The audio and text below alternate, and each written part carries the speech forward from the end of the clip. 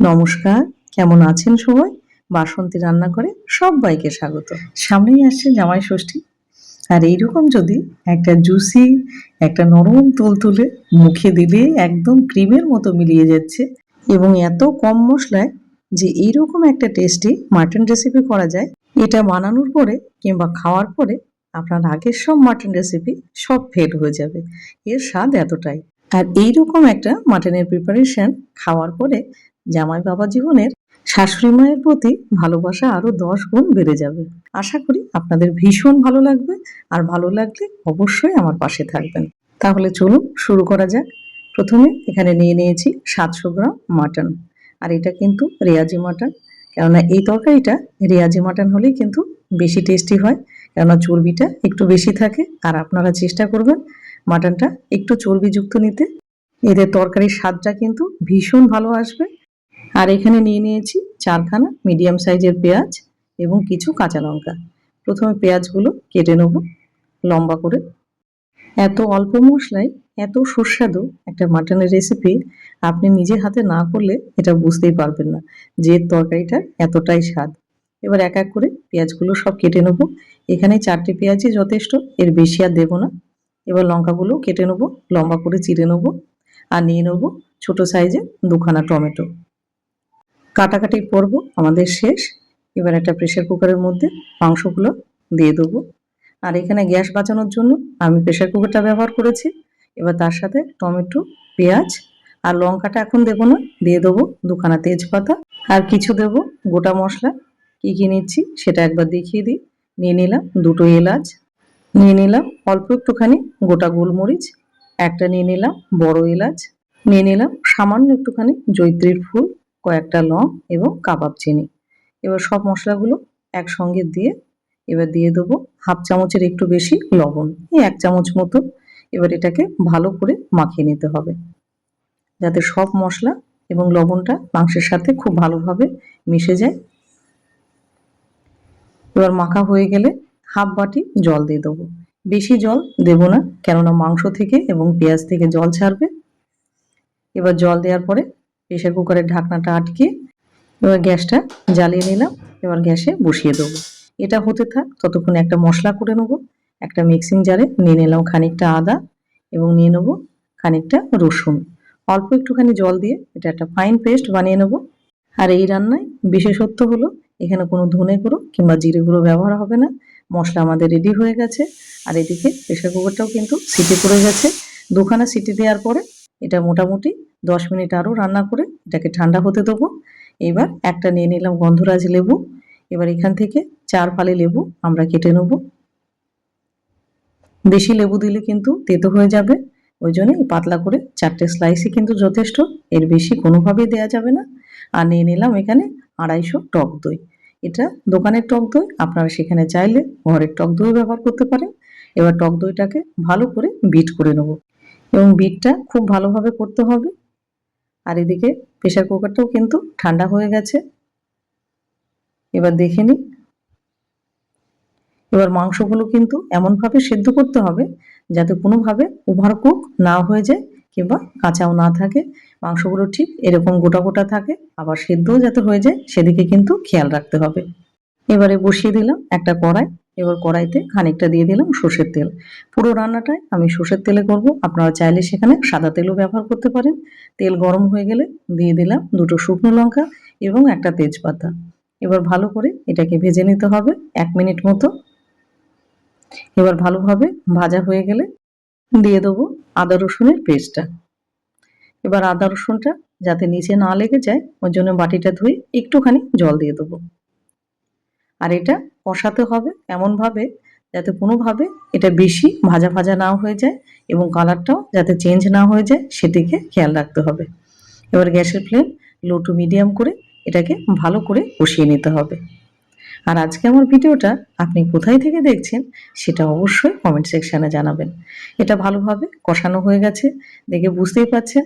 এদিকে কষানোও হয়েছে আর কালারটা কিন্তু কোনোভাবে চেঞ্জ হয়নি। এবার দিয়ে দেবো সেদ্ধ করে রাখা মাংসটা।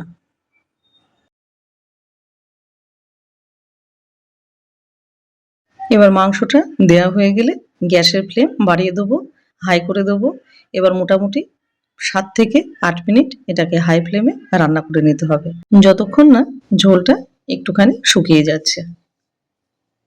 ঝোলটা কিন্তু অনেকটাই শুকিয়ে গেছে, আর পেঁয়াজগুলো কিন্তু একদম গলে গেছে, দেখে বুঝতেই পারছেন। একটাও পেঁয়াজ কিন্তু এমনি নেই, সব গলে গেছে। এবার দিয়ে দেবো ফেটিয়ে রাখা টক দইটা। মাটনের প্রিপারেশন এর আগে তো আপনাদের অনেকেই দেখিয়েছি, কিন্তু আমার মতে এই মাটনের প্রিপারেশনটা সব থেকে বেস্ট। কেন এর উপরে আর মাটনের প্রিপারেশন হয় না, এটা এতটাই খেতে ভালো হয়। এবার দইটা দেওয়ার পরে ভালো করে নাড়াচাড়া করে এটাকে কষিয়ে নিতে হবে যতক্ষণ না এই দইটা না শুকিয়ে যাচ্ছে। আর এটা হতে থাক ততক্ষণে আমাদের একটুখানি মশলা করে নিতে হবে। নিয়ে নিলাম 1 চামচ মতো গোটা গোলমরিচ। আর এই রান্নায় চেষ্টা করবেন গোলমরিচটা কিন্তু সঙ্গে সঙ্গেই দেয়া, কেননা আগে থেকে গুঁড়ো করা গোলমরিচ দিলে এই তরকারির স্বাদটা ভালো আসে না। আর এটা খুব বেশি গুঁড়ো করার দরকার নেই, একটু দরদরা পিষলেই হয়ে যাবে। আর কীরকম করে পিষবেন সেটা দেখিয়ে দিচ্ছি। ঠিক এইরকম। এবারে ওই গোলমরিচের গুঁড়োটা উপর থেকে ছড়িয়ে দেবো। আর গোলমরিচগুলো একেবারে গুঁড়ো করে ফেলবেন না, তাহলে কিন্তু ঝোলের কালারটা ভালো আসবে না। এবার গোলমরিচ দেওয়ার পরে ভালো করে একটুখানি নাড়াচাড়া দিয়ে রান্না করতে হবে যতক্ষণ না গ্রেভিটা ঘন হচ্ছে। এই প্রচণ্ড গরমে বেশিরভাগ মানুষই কিন্তু তেল মশলাযুক্ত খাবার খেতে অতটা পছন্দ করবেন না। আর যারা মাটন খাবেন ভাবছেন তারা এইভাবে একবার মাটনটা ট্রাই করতে পারেন। গ্রেভিটা কিন্তু অনেকটা ঠিক হয়ে গেছে। এবার দিয়ে দেবো চেরা কাঁচা লঙ্কা, যেগুলো চিড়ে রাখলাম সেইগুলোই দেবো, আগে থেকে দেবো না। আর দিয়ে দেবো লেবুর স্লাইসগুলো। এবার দেওয়ার পরে এটাকে আরেকটুখানি কষিয়ে নিতে হবে।